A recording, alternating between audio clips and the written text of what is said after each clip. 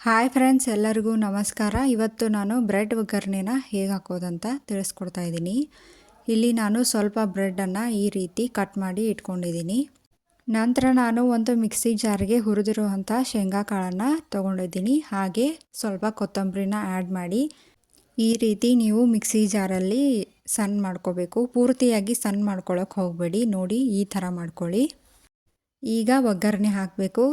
ಎಣ್ಣೆ ಬಿಸಿಯಾದ ನಂತರ ಜೀರಿಗೆ, ಸಾಸಿವೆ, ಕರಿಬೇವು ಹಾಗೆ ಒಂದು ಈರುಳ್ಳಿನ ನಾನು ಆಲ್ರೆಡಿ ಕಟ್ ಮಾಡಿ ಇಟ್ಕೊಂಡಿದ್ದೀನಿ. ಅದನ್ನು ಕೂಡ ಹಾಕಿ ಚೆನ್ನಾಗಿ ಫ್ರೈ ಮಾಡ್ಕೊಳ್ಳಿ. ಇದೆಲ್ಲ ಚೆನ್ನಾಗಿ ಫ್ರೈ ಆದಮೇಲೆ ನೀವು ಅರ್ಧ ಸ್ಪೂನಷ್ಟು ಅರಿಶಿನ ಹಾಕಬೇಕಾಗುತ್ತೆ.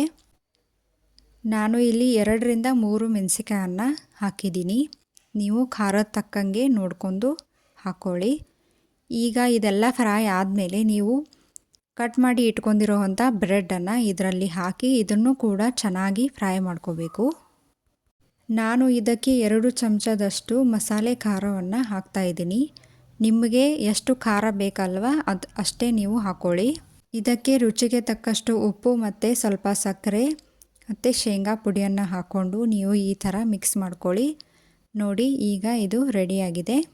ನಿಮಗೆ ಈ ವಿಡಿಯೋ ಇಷ್ಟ ಆಗಿದ್ದರೆ ಲೈಕ್ ಮಾಡಿ, ಶೇರ್ ಕೂಡ ಮಾಡಿ, ಹಾಗೆ ಸಬ್ಸ್ಕ್ರೈಬ್ ಮಾಡಿ. Thank you for watching.